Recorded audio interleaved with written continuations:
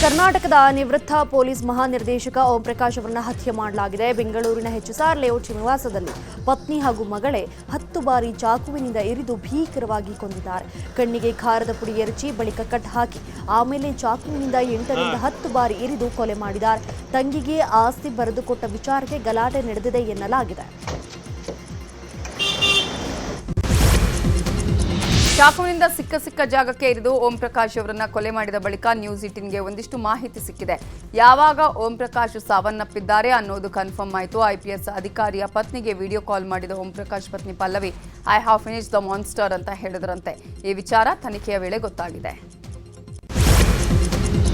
ನಿವೃತ್ತ ಪೊಲೀಸ್ ಮಹಾನಿರ್ದೇಶಕ ಓಂ ಪ್ರಕಾಶ್ ಕೊಲೆ ಪ್ರಕರಣಕ್ಕೆ ಸಂಬಂಧಪಟ್ಟ ಹಾಗೆ ಪಶ್ಚಿಮ ವಿಭಾಗದ ಹೆಚ್ಚುವರಿ ಪೊಲೀಸ್ ಆಯುಕ್ತ ವಿಕಾಸ್ ಕುಮಾರ್ ಮಾತನಾಡಿದ್ದಾರೆ. ಸದ್ಯಕ್ಕೆ ಯಾರನ್ನೂ ಅರೆಸ್ಟ್ ಮಾಡಿಲ್ಲ, ಎಫ್ಐಆರ್ ದಾಖಲಿಸುತ್ತೇವಷ್ಟೇ. ಮರಣೋತ್ತರ ಪರೀಕ್ಷೆ ಬಳಿಕ ಮಾಹಿತಿ ಸಿಗಲಿದೆ. ಮೂವರು ಮನೆಯಲ್ಲಿದ್ದ ಬಗ್ಗೆ ಖಚಿತವಾಗಿ ಮಾಹಿತಿ ದೊರಕಿದೆ. ಪತ್ನಿ ಮಗಳನ್ನ ವಶಕ್ಕೆ ಪಡೆದು ವಿಚಾರಣೆ ಮಾಡಲಾಗ್ತಾ ಇದೆ ಅಂತ ಹೇಳಿದ್ರು. ಓಂ ಪ್ರಕಾಶ್ ಕೊಲೆ ವಿಚಾರದಲ್ಲಿ ಪೊಲೀಸ್ ವಿಚಾರಣೆಯಲ್ಲಿ ಸ್ಫೋಟಕ ಮಾಹಿತಿ ಬಯಲಾಗಿದೆ. ಪೊಲೀಸರ ಮುಂದೆ ಹೇಳಿಕೆ ಕೊಟ್ಟಿರುವ ಆರೋಪಿ ಪಲ್ಲವಿ ಕಳೆದ 1 ವಾರದಿಂದ ಮನೆಯಲ್ಲಿ ಜಗಳ ನಡೀತಾ ಇತ್ತು. ಪದೇ ಪದೇ ಗನ್ ತಂದು ನನಗೆ ನನ್ನ ಮಗಳಿಗೆ ಶೂಟ್ ಮಾಡೋದಾಗಿ ಬೆದರಿಕೆ ಹಾಕ್ತಾ ಇದ್ರು. ಬೆಳಗ್ಗೆಯಿಂದ ಬೇರೆ ಬೇರೆ ವಿಚಾರಕ್ಕೆ ಮನೆಯಲ್ಲಿ ಜಗಳ ಶುರುವಾಗಿತ್ತು. ಮಧ್ಯಾಹ್ನ ಜಗಳ ವಿಕೋಪಕ್ಕೆ ಹೋದಾಗ ನಮ್ಮನ್ನೇ ಕೊಲೆ ಮಾಡಲು ಪ್ರಯತ್ನಿಸಿದ್ರು. ಈ ವೇಳೆ ನಮ್ಮನ್ನ ಉಳಿಸಿಕೊಳ್ಳುವುದಕ್ಕೆ ನಾವು ಹೋರಾಟ ಮಾಡಿದ್ವಿ. ಬಳಿಕ ಓಂ ಪ್ರಕಾಶ್ ಮೇಲೆ ಖಾರದ ಪುಡಿ, ಅಡುಗೆ ಎಣ್ಣೆ ಸುರಿದೆ, ಚಾಕುವಿನಿಂದ ಚುಚ್ಚಲಾಯಿತು ಅಂತ ಪತ್ನಿ ಪಲ್ಲವಿ ಹೇಳಿಕೆ ಕೊಟ್ಟಿದ್ದಾರೆ. ನಿವೃತ್ತ ಡಿಜಿ ಓಂ ಪ್ರಕಾಶ್ ಹತ್ಯೆಗೆ ಸಂಬಂಧಪಟ್ಟ ಹಾಗೆ ಪತ್ನಿ ಪಲ್ಲವಿ ಹಾಗೂ ಪುತ್ರಿ ಕೃತಿಯನ್ನ ವಶಕ್ಕೆ ಪಡೆಯಲಾಗಿದೆ. ಇನ್ನು ಸಾಂತ್ವನ ಕೇಂದ್ರದಿಂದ ಇಬ್ಬರನ್ನ ಠಾಣೆಗೆ ಕರೆತರುವ ವೇಳೆ ಕಿರಿಕ್ ಮಾಡಿಕೊಂಡಿದ್ದಾರೆ. ನನ್ನ ಮುಟ್ಟೋದಕ್ಕೆ ನೀವ್ಯಾರು ಅಂತ ಪತ್ನಿ ಪಲ್ಲವಿ ಖ್ಯಾತಿಯನ್ನ ತೆಗೆದ್ರೆ ಮಗಳು ಕೃತಿ ಕಾರಿನಿಂದ ಇಳಿಯದೆ ಕೆಲಕಾಲ ಕಿರಿಕ್ ಮಾಡಿದ್ಲು. ಬಳಿಕ ಸ್ಥಳಕ್ಕೆ ಆಗಮಿಸಿದ ಹಿರಿಯ ಅಧಿಕಾರಿಗಳು ಇಬ್ಬರನ್ನೂ ಸಮಾಧಾನವನ್ನ ಪಡಿಸಿದ್ದಾರೆ. ನಿವೃತ್ತ ಡಿಜಿಪಿ ಓಂ ಪ್ರಕಾಶ್ ಹತ್ಯೆ ಪ್ರಕರಣದಲ್ಲಿ ಓಂ ಪ್ರಕಾಶ್ ಪತ್ನಿ ಹಾಗೂ ಪುತ್ರಿ ಈಗ ಪೊಲೀಸರ ವಶದಲ್ಲಿದ್ದು ಇಬ್ಬರ ವಿಚಾರಣೆಯು ನಡೀತಾ ಇದೆ. ಇಬ್ಬರಿಂದ ಇವತ್ತು ಪೊಲೀಸರು ಹೇಳಿಕೆಯನ್ನ ದಾಖಲಿಸಿಕೊಳ್ಳುತ್ತಿದ್ದಾರೆ. ನಿನ್ನೆ ಇಬ್ಬರಿಗೂ ಮೆಡಿಕಲ್ ಟೆಸ್ಟ್ ಮಾಡಿಸಿದ ಬಳಿಕ ಸಾಂತ್ವನ ಕೇಂದ್ರಕ್ಕೆ ಬಿಡಲಾಗಿತ್ತು. ಇವತ್ತು ಬೆಳಗ್ಗೆನೇ ಠಾಣೆಗೆ ಕರೆತಂದು ವಿಚಾರಣೆ ನಡೆಸಲಾಗುತ್ತಿದೆ. ಇನ್ನು ಓಂ ಪ್ರಕಾಶ್ ಪುತ್ರ ಕಾರ್ತಿಕೇಶ್ ಕೊಲೆ ವಿಚಾರವಾಗಿ ದೂರು ಕೊಟ್ಟಿದ್ದಾರೆ. ಮೈಸೂರಿನ ಎಸ್ಪಿ ಕಚೇರಿ ಬಳಿ ಮರ ಕಡಿದಿದ್ದನ್ನು ಖಂಡಿಸಿ ಪ್ರತಿಭಟನೆ ನಡೀತಾ ಇದೆ. ಟೀಮ್ ಮೈಸೂರು ವತಿಯಿಂದ 3 3D ರಂಗೋಲಿ ಬಿಡಿಸುವ ಮೂಲಕ ಆಕ್ರೋಶ ಹೊರಹಾಕಲಾಯಿತು. ಕಳೆದೊಂದು ತಿಂಗಳಿಂದ ವಿಜಯಪುರ ನಗರದಲ್ಲಿ ನಡೀತಾ ಇದ್ದ ಅತಿಕ್ರಮಣ ತೆರವು ಕಾರ್ಯ ಮುಂದುವರಿಸಲಾಗಿದ್ದು ನಗರದ ವಾರ್ಡ್ ನಂಬರ್ 28ರಲ್ಲಿ ತೆರವು ಕಾರ್ಯ ನಡೆದಿದೆ. ಮಹಾನಗರ ಪಾಲಿಕೆ ವತಿಯಿಂದ ತೆರವು ಕಾರ್ಯಾಚರಣೆ ನಡೆಸಿದ್ದು ಅತಿಕ್ರಮಣವಾಗಿ ನಿರ್ಮಿಸಿದ ಮನೆಯ ಗೋಡೆಗಳನ್ನು ತೆರವು ಮಾಡಲಾಗಿದೆ. ಈ ಹಿಂದೆಯೇ ಪಾಲಿಕೆ ಅಧಿಕಾರಿಗಳು ನೋಟಿಸ್ ಕೊಟ್ಟಿದ್ದರಿಂದ ಜನ ತೆರವು ಕಾರ್ಯಕ್ಕೆ ಸಹಕರಿಸಿದ್ರು. ಜೆಸಿಬಿಗಳ ಮೂಲಕ 10 ಮನೆಗಳ ಒತ್ತುವರಿ ಗೋಡೆಗಳನ್ನು ತೆರವು ಮಾಡಲಾಯಿತು. ಮಂಡ್ಯ ಜಿಲ್ಲೆಯ ದೊಡ್ಡಬಾಲ ಗ್ರಾಮಕ್ಕೆ ನಾಳೆ ಸಿಎಂ ಸಿದ್ದರಾಮಯ್ಯ ಭೇಟಿ ನೀಡಲಿದ್ದಾರೆ. ಆದರೆ ಕಿಡಿಗೇಡಿಗಳು ಸಿಎಂ ಭಾವಚಿತ್ರದ ಫ್ಲೆಕ್ಸ್ ಅನ್ನು ಹರಿದು ಹಾಕಿದ್ದಾರೆ. ಕೃತ್ಯದಿಂದ ಗ್ರಾಮದಲ್ಲಿ ಬಿಗುವಿನ ವಾತಾವರಣ ನಿರ್ಮಾಣವಾಗಿದೆ. ಸ್ಥಳಕ್ಕೆ ದೌಡಾಯಿಸಿದ ಪೊಲೀಸರು ಪರಿಸ್ಥಿತಿಯನ್ನು ಹತೋಟಿಗೆ ತರುತ್ತಿದ್ದಾರೆ. ಇನ್ನು ಸಿಎಂ ಭಾವಚಿತ್ರದ ಫ್ಲೆಕ್ಸ್ ಹರಿದ ಕಿಡಿಗೇಡಿಗಳ ವಿರುದ್ಧ ಕ್ರಮಕ್ಕೆ ಕಾಂಗ್ರೆಸ್ ಕಾರ್ಯಕರ್ತರು ಆಗ್ರಹಿಸಿದ್ದಾರೆ. ಡಾಕ್ಟರ್ ಬಾಬಾ ಸಾಹೇಬ್ ಅಂಬೇಡ್ಕರ್ ಭಾವಚಿತ್ರದ ಫಲಕಕ್ಕೆ ಕಪ್ಪು ಮಸಿ ಬಳಿಯಲಾಗಿದೆ. ಕಿತ್ತೂರು ತಾಲೂಕಿನ ಎಂಕೆ ಹುಬ್ಬಳ್ಳಿ ಗ್ರಾಮದ ಗಾಂಧಿನಗರದಲ್ಲಿ ಘಟನೆ ನಡೆದಿದೆ. ಅಂಬೇಡ್ಕರ್ ಜಯಂತಿ ಪ್ರಯುಕ್ತ ಹೊಸದಾಗಿ ಬ್ಯಾನರ್ನ ಅಳವಡಿಸಲಾಗಿತ್ತು. ನಿನ್ನೆ ತಡರಾತ್ರಿ ಯಾರು ಕಿಡಿಗೇಡಿಗಳು ಕಪ್ಪು ಬಣ್ಣವನ್ನು ಬಳಿದಿದ್ದಾರೆ. ಸ್ಥಳಕ್ಕೆ ಕಿತ್ತೂರು ಪೊಲೀಸರು ಭೇಟಿಯನ್ನು ಕೊಟ್ಟು ಪರಿಶೀಲಿಸಿದರು. ಸಿಇಟಿ ಪರೀಕ್ಷೆಯಲ್ಲಿ ಜನಿವಾರ ಚಿಟಾಪಟಿ ವಿಚಾರವಾಗಿ ಮಾತನಾಡಿರೋ ಮಂತ್ರಾಲಯ ಸ್ವಾಮೀಜಿ ಸರ್ಕಾರದ ವಿರುದ್ಧ ಕಿಡಿಕಾರಿದ್ದಾರೆ. ಜನಿವಾರ ಧರ್ಮ ಹಾಗೂ ಸಂಪ್ರದಾಯದ ಸಂಕೇತ, ಅದನ್ನು ಕತ್ತರಿಸಿ ಡಸ್ಟ್ಬಿನ್ಗೆ ಹಾಕಿದ್ದನ್ನು ನಾವು ಖಂಡಿಸ್ತೇವೆ. ಭಾರತದಲ್ಲಿ ಅವರವರ ಧರ್ಮವನ್ನು ಆಚರಿಸುವುದಕ್ಕೆ ಸಂವಿಧಾನ ಅವಕಾಶ ಕೊಟ್ಟಿದೆ. ಸರ್ಕಾರದ ದ್ವಂದ್ವ ನಿಲುವು ಖಂಡನೀಯ. ಈ ರೀತಿಯ ಘಟನೆ ಪುನರಾವರ್ತಿಸಬಾರದು ಅಂತ ಶ್ರೀಗಳು ಹೇಳಿದ್ದಾರೆ. ರಾಜ್ಯದ ಹೆಣ್ಮಕ್ಳಿಗೆ ಶಿಕ್ಷಣ ಇಲಾಖೆ ಶುಭ ಸುದ್ದಿ ಕೊಟ್ಟಿದೆ. ಇನ್ಮುಂದೆ ಎಲ್ಲ ಶಾಲೆಗಳಲ್ಲಿಯೂ 50% ಸೀಟು ಹೆಣ್ಮಕ್ಳಿಗೆ ಮೀಸಲಿಡಲಾಗುತ್ತೆ. ಅನುದಾನಿತ, ಅನುದಾನ ರಹಿತ ಖಾಸಗಿ ಶಾಲೆಗಳು, ಸಿಬಿಎಸ್ಇ, ಐಸಿಎಸ್ಇ ಕೇಂದ್ರ ಪಠ್ಯಕ್ರಮ ಅನುಸರಿಸುವ ಶಾಲೆಗಳಿಗೂ ಇದು ಅನ್ವಯ ಆಗಿದೆ. ನಿರೀಕ್ಷಿತ ಅರ್ಜಿಗಳು ಲಭ್ಯವಿಲ್ಲದೇ ಇದ್ದಾಗ ಉಳಿದ ಸೀಟುಗಳನ್ನು ಬಾಲಕರಿಗೆ ಹಂಚಲು ಶಿಕ್ಷಣ ಇಲಾಖೆ ಆದೇಶಿಸಿದೆ. ಆದರೆ ಭಾಷಾ ಮತ್ತು ಧಾರ್ಮಿಕ ಅಲ್ಪಸಂಖ್ಯಾತ ಶಾಲೆಗಳಿಗೆ 50% ಸೀಟು ಮೀಸಲಾತಿ ಅನ್ವಯ ಆಗಲ್ಲ. ರಾಜ್ಯ ಸರ್ಕಾರ ಒಂದೊಂದೇ ದರ ಏರಿಕೆ ಮಾಡ್ತಿದೆ. ಹಾಲಿನ ದರ ಆಯಿತು, ಬಸ್ ಮೆಟ್ರೋ ಟಿಕೆಟ್ ದರವೂ ಆಯಿತು. ಇದೀಗ ಪಠ್ಯಪುಸ್ತಕಗಳ ಸರದಿ. 10% ಪಠ್ಯಪುಸ್ತಕಗಳ ಬೆಲೆ ಏರಿಕೆಗೆ ನಿರ್ಧರಿಸಲಾಗಿದ್ದು ಕರ್ನಾಟಕ ಟೆಕ್ಸ್ಟ್ ಬುಕ್ ಸೊಸೈಟಿಯ ನಿರ್ಧಾರದಿಂದ ಪೋಷಕರಿಗೆ ಹೊರೆಯಾಗಲಿದೆ. ಆಕಸ್ಮಿಕ ಬೆಂಕಿಗೆ 3 ಎಕರೆ ಮೆಕ್ಕೆಜೋಳ ಸುಟ್ಟು ಭಸ್ಮವಾಗಿರುವ ಘಟನೆ ಕೊಪ್ಪಳ ಜಿಲ್ಲೆ ಬೇಳೂರಿನಲ್ಲಿ ಈ ಒಂದು ಘಟನೆ ನಡೆದಿರುವಂತದ್ದು. ರೈತ ದೊಡ್ಡ ಬೆಟ್ಟದಪ್ಪ ಎಂಬುವರು 4 ಎಕರೆ ಜಮೀನಿನಲ್ಲಿ ಮೆಕ್ಕೆಜೋಳ ಬಿತ್ತನೆಯನ್ನ ಮಾಡಿದ್ರು.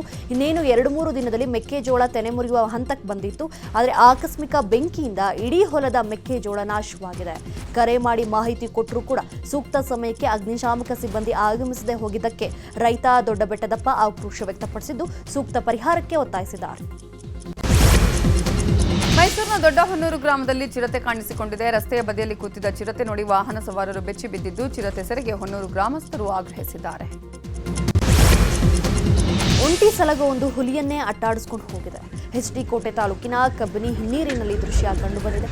ಸಲಗವನ್ನ ಕಂಡು ಹುಲಿ ಓಡುವಂತಹ ದೃಶ್ಯ ಪ್ರವಾಸಿಗರ ಮೊಬೈಲ್ನಲ್ಲಿ ಸೆರೆಯಾಗಿದೆ.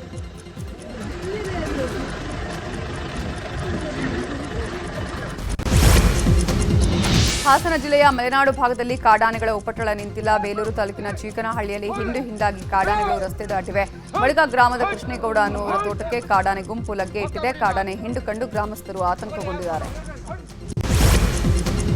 ಬಂಡೀಪುರ ಓಂಕಾರ ಅರಣ್ಯ ವಲಯದ ಅಂಚಿನ ಮಂಚಹಳ್ಳಿ ಗ್ರಾಮಸ್ಥರು ಕಾಡಾನೆ ಹಾವಳಿಯಿಂದ ಬೇಸತ್ತು ಹೋಗಿದ್ದಾರೆ. ಗ್ರಾಮಕ್ಕೆ ಲಗ್ಗೆಟ್ಟ ಒಂಟಿ ಸಲಗ ತೆಂಗು, ಬೀನ್ಸ್ ಮತ್ತಿತರ ಬೆಳೆಯನ್ನ ನಾಶಪಡಿಸಿವೆ. ಅಲ್ಲದೆ ಹನಿ ನೀರಾವರಿ ಉಪಕರಣಗಳನ್ನು ಹಾನಿ ಮಾಡಿದ್ದು ಸಾವಿರಾರು ರೂಪಾಯಿ ನಷ್ಟವಾಗಿದೆ. ನಾಳೆ ಸಿಎಂ ಸಿದ್ದರಾಮಯ್ಯ ಮಂಡ್ಯ ಪ್ರವಾಸ ಕೈಗೊಳ್ಳಲಿದ್ದಾರೆ. ಮಂಡ್ಯದ ನಾಗಮಂಗಲದ ದೊಡ್ಡಬಾಲ ಗ್ರಾಮಕ್ಕೆ ಭೇಟಿ ನೀಡಲಿದ್ದು ಪೂರ್ವ ತಯಾರಿ ಹಿನ್ನೆಲೆ ಮಂಡ್ಯ ಜಿಲ್ಲಾಧಿಕಾರಿ ಹಾಗೂ ಡಾಕ್ಟರ್ ಕುಮಾರ್ ಹಾಗೆಯೇ ಎಸ್ಪಿ ಮಲ್ಲಿಕಾರ್ಜುನ ಬಾಲ್ದಂಡೆ ಸ್ಥಳಕ್ಕೆ ತೆರಳಿ ಪರಿಶೀಲನೆ ನಡೆಸಿದ್ರು. ಯಾವುದೇ ಅಹಿತಕರ ಘಟನೆ ಜರುಗದಂತೆ ಡಿಸಿ ಕುಮಾರ್ ಅಧಿಕಾರಿಗಳಿಗೆ ಸೂಚನೆ ಕೊಟ್ಟಿದ್ದಾರೆ. ರಾಜ್ಯ ಬಿಜೆಪಿ ಹಮ್ಮಿಕೊಂಡಿದ್ದ ಜನಾಕ್ರೋಶ ಯಾತ್ರೆ ಇವತ್ತು ದಾವಣಗೆರೆಗೆ ಆಗಮಿಸಲಿದೆ. ನಗರದ ಪ್ರಮುಖ ಸರ್ಕಲ್ಗಳಲ್ಲಿ ಬ್ಯಾನರ್ ಬಂಟಿಂಗ್ಸ್ಗಳು ರಾರಾಜಿಸುತ್ತಿವೆ.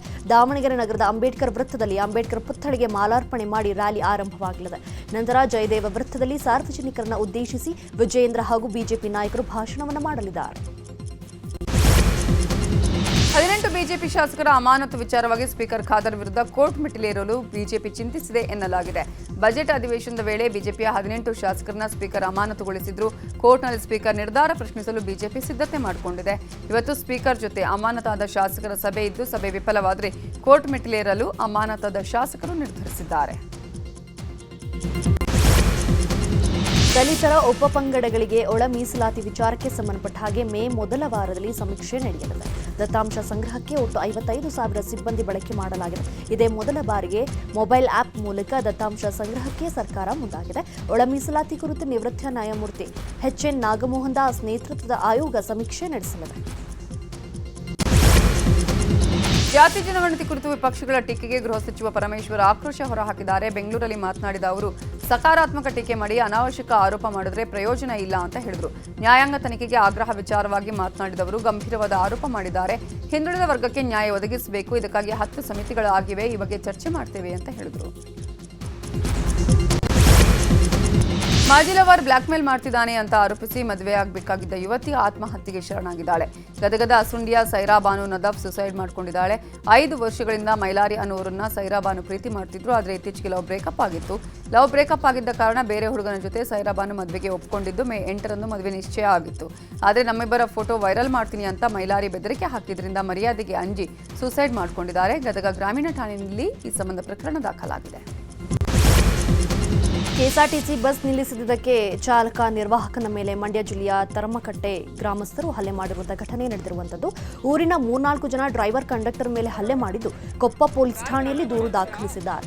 ಬಸ್ ನಿಲುಗಡೆ ಮಾಡೋ ವಿಚಾರಕ್ಕೆ ಮಾತಿಗೆ ಮಾತು ಬೆಳೆದು ಗಲಾಟೆ ನಡೆದಿದೆ.